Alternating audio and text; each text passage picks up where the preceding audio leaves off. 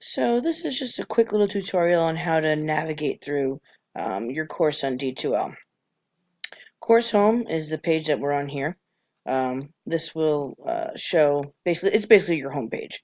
Over here we have content, and that you can click through the checklist, the lesson content, frequently asked questions, or your glossary, which we probably won't use much of.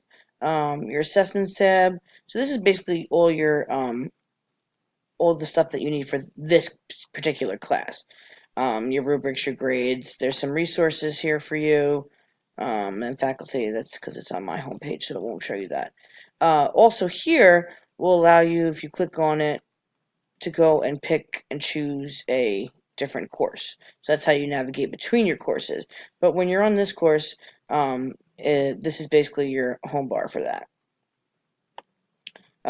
So what I like to do is if you click on content here, I think it's a better view. That's just me. You can either do that or just scroll down on that page that we were on previously. So over here on the left-hand side will be all the stuff that we're doing in the class. So we have all the different weeks. We got week 1 to week 16. And when you click underneath, like for example, this is the getting started week. So if you click on here, this is what comes up. And then you can click on the different things throughout it. So this will be talking about myself, to getting to know me type of thing. And all these, so these things up here are what you can kind of refer back to throughout the semester. Paperwork and useful information. So you have all your policies, your NACI Code of Ethical Conduct, how to upload your stuff to Complio, all the learning standards. So that stuff's all within here. And then your ongoing observation assignment. I said ongoing because, we're going to start it in a couple weeks after the beginning of class, and then we're going to keep referring back to it. So I kind of put everything in here for you, so you have everything you need in one spot when you get to that week where you're going to start. If you click under each individual week, you'll have assignments and assessments. And then if you go down, so up here will be like an overview, talking about what we're going to do.